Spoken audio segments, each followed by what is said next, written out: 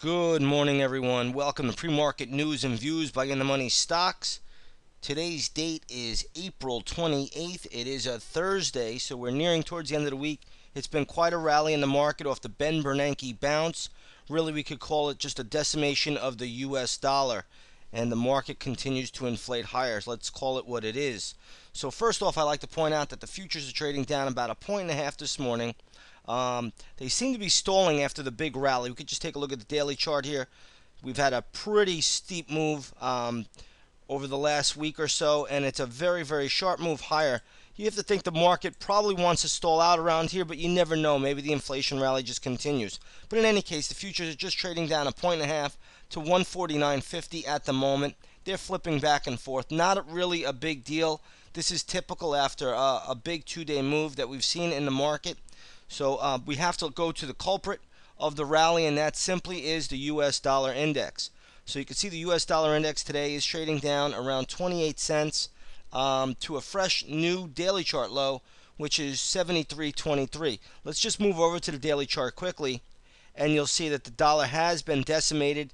If we zoom in like we did yesterday, you'll see that we've fallen about 17% from the June 7th 2010 high. We were trading around 88.70, now trading at 73.24. If we zoom out a little bit more, you're going to see that we have now breached and closed solidly below the November 2009 low. One thing I want to point out, if I even can scroll in here a little bit more, maybe I'll have to go to a weekly chart. You can see that the dollar has just been decimated. Here was the Alan Greenspan project, $2002 high, all the way down to 2008. And now we're dealing with the Ben Bernanke project, which has not taken out the 2008 low. So we'll have to see how that plays out. But in any case, dollar down, markets inflate. We can only wonder how long this can last, though. But and I suppose maybe it could last a couple of years. But the last big move that we had in the market from 2003 to 2007, the actual low was made in 2002. That lasted about 5 years. I don't know if we have 5 years of inflation rally in this one, but any case, watch the dollar. The market is trading inverse to the dollar. It seems to be the only thing that matters at this moment. So keep an eye on the dollar. As the dollar goes down, oil, gold, silver, you name it, copper, it doesn't make a difference. Everything starts to rise. Cotton, it doesn't matter. Every commodity seems to go up. Okay, so everything is trading inverse to the dollar, regardless that Ben Bernanke yesterday in his first ever press conference said that all of these commodities, well, at least oil, was being driven by supply and demand. So I have a hard time believing that. And if we just look at gasoline, it'll prove why I have a hard time believing it. Here's the UGA, and I'm just going to go to a daily chart. Let's go to daily chart first, and I'm just going to scroll back the hands of time.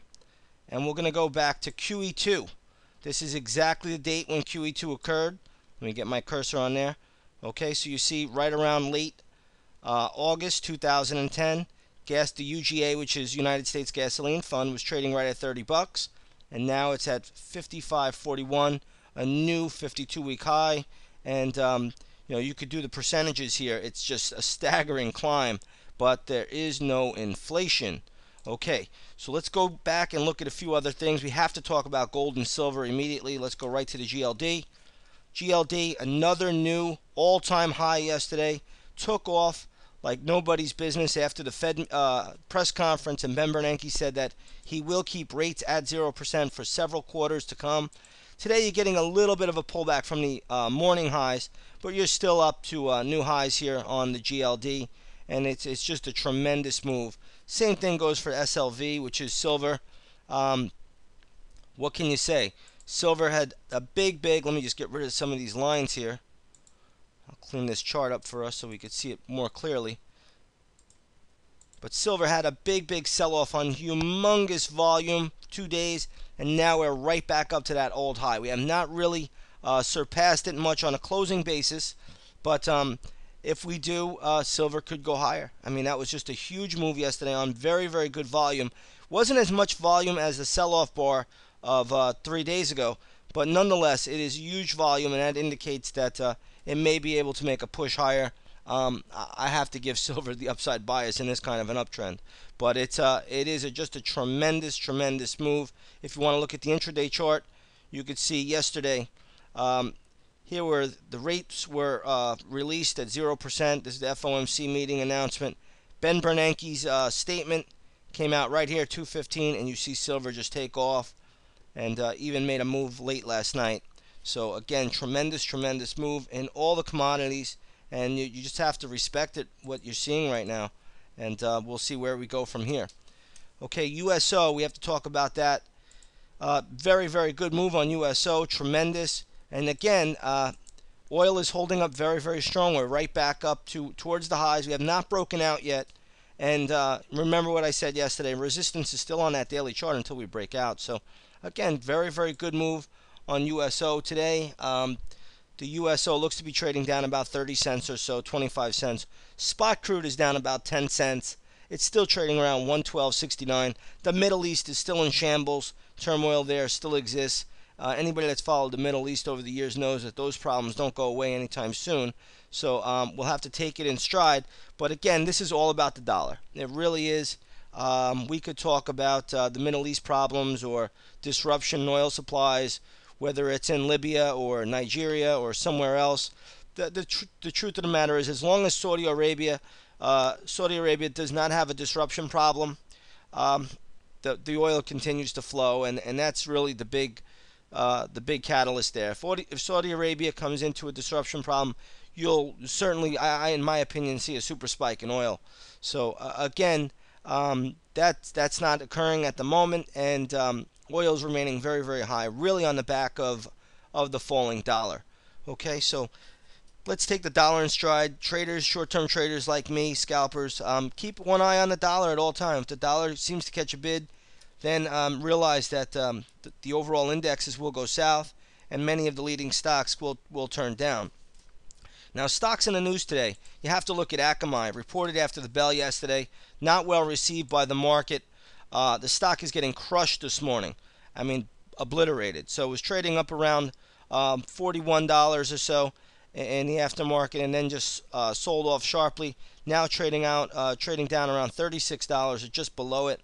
That's just a huge decline for Akamai. Akamai has been a stock that hasn't done a whole lot recently. It's really struggled. So it made a little bit of a move, but really the stock is just getting taken to the woodshed today. And leave it alone. There's nothing really to do there from what I could see right now for Akamai. If it loses that $35 level, this stock's in trouble. It could even, probably go lower. Stocks that are doing pretty well today, you have to look at the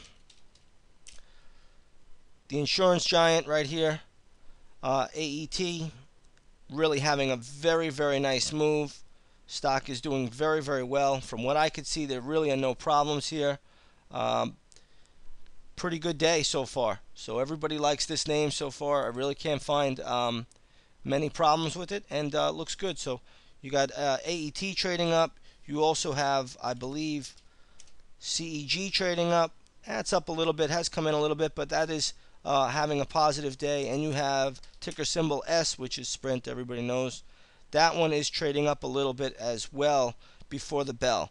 So you do have some stocks that are trading higher this morning. We have some decent earnings and then some really bad earnings. It's really been a mixed bag of tricks. Overall, I think the earnings have come out more in positive light than anything else. And, when you have a weak dollar, that's usually what the results you should get. Now, at 8:30, we just have GDP out. It looks like the GDP advance was 1.8%. That's pretty much in expectations. So futures are starting to move down a little bit. You see them coming in just a little bit. But there's no surprise here on GDP. Even Ben Bernanke said yesterday that he expects a lower GDP, and they're going to spin it why the GDP should be lower. One thing you want to point out, and why the futures are moving a little bit lower, is that jobless claims were released at 8:30, and it looks like the jobless claims are up significantly. So the 4-week moving average is 408,000 jobs, but I believe jobless claims jumped by over 25,000 jobs to well over 400. So I believe we're up to maybe 4.25. I'm going to look for the exact number. Yeah, 429,000 initial claims for benefits. So that's a big, big jump, and you're getting a nice little pullback coming into the market. Again, this market looked a little bit overcooked to me. I said that yesterday in the pre-market news and views report that we did. So we are getting a little bit of a retreat here. So between the weak GDP and the higher than expected initial jobless claims number, there's definitely a little pullback coming into the market. We're down about 3.5 points on the S&P.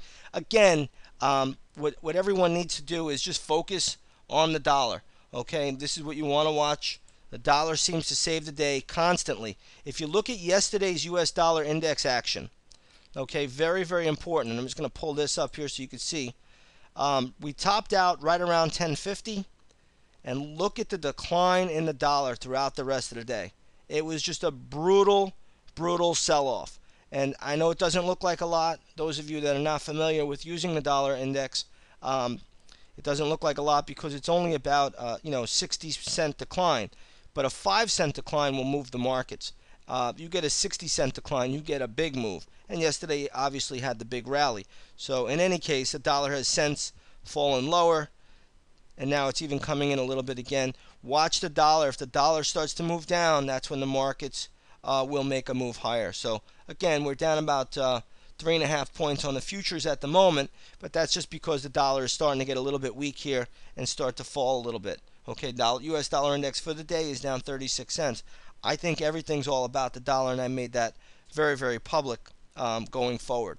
Okay, that covers our pre-market news and views. Again, keep one eye on the dollar, and we'll see how this market trades. Want to wish everybody a great trading day. Enjoy the rest of your day, and we'll see you tomorrow morning. Take care now.